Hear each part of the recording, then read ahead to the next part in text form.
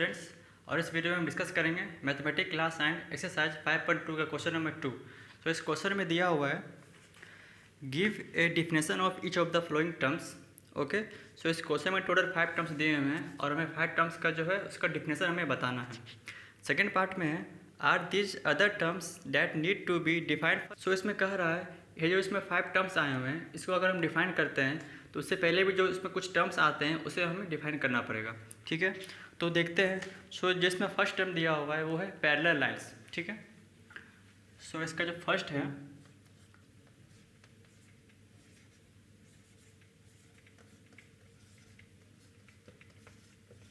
Parallel lines. ठीक है, so line क्या होता है, तो लाइन जो है line is a breathless length. ठीक है, सो अब जो है हम समझेंगे पैरेलल लाइन को। सो अगर हमें यहाँ पर दो लाइन दिया हुआ है, ठीक है, सो इसका डिफरेंशियल तो बहुत सारा होगा लेकिन हमें मेन इसका कॉन्सेप्ट समझना है। ओके, सो पैरेलल लाइन क्या होता है, दो लाइन जो आपस में कभी भी मीट नहीं करेंगे उसे हम कहते हैं parallel lines. Parallel lines are two lines which never intersect each other. Okay, now second यहाँ पर क्या है, जो इसका डिस्टेंस होगा हर जगह ये सेम होगा यहाँ पर, उसे हम कहेंगे पैरेलल लाइंस। ठीक है, ये हो गया इसका definition. The two lines which never intersect each other are called parallel lines और the two lines which same distance apart each other. Okay, so ये हो गया पैरेलल लाइन्स के बारे। अब यहाँ सेकेंड दिया हुआ है परपेंडिकुलर लाइन। सो इसे भी हम देखते हैं। सेकेंड है परपेंडिकुलर लाइन।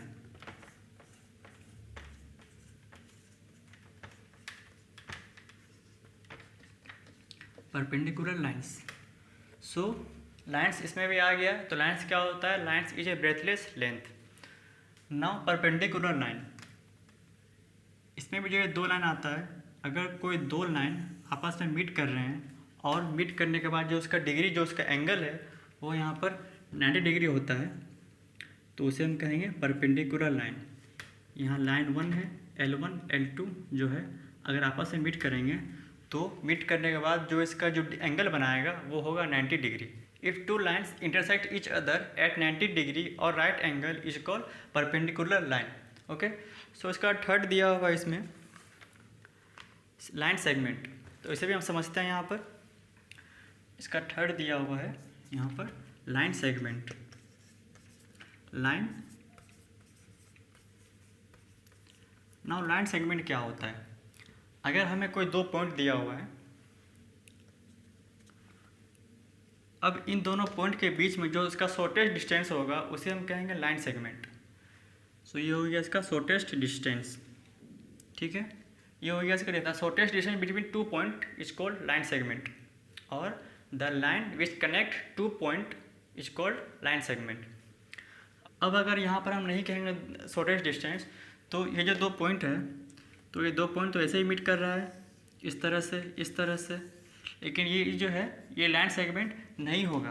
तो लाइन सेगमेंट क्या हो जाएगा, the shortest distance between two point is called line segment और the line which connect two point is called line segment.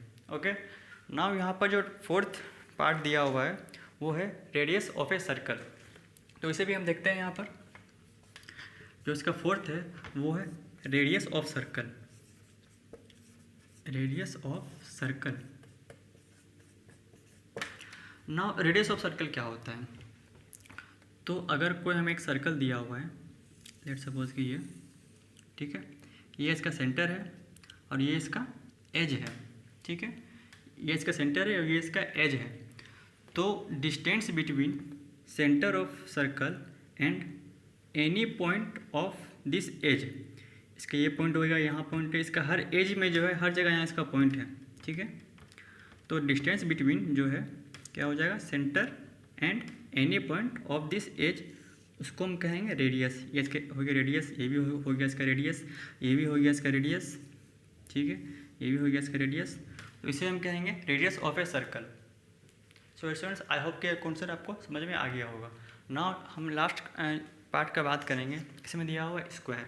ठीक है, सो इसे भी हम समझते हैं स्क्वायर क्या होता है।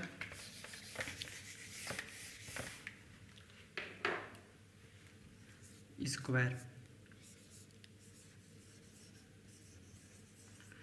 सो स्क्वायर क्या होता है, तो इसको हम समझते हैं फिगर के साथ में।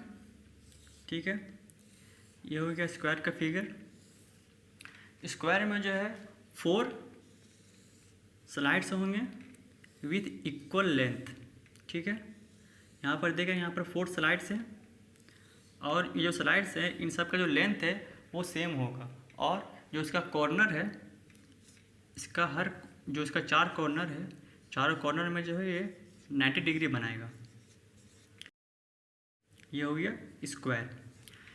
So square having 4 straight slides and having same length. Okay, और जो इसका डिग्री है वो हर कॉर्नर में 90 डिग्री बनेगा। सो स्टूडेंट्स, आई होप कि आपको ये सारे कॉन्सेप्ट समझ में आ गए होंगे।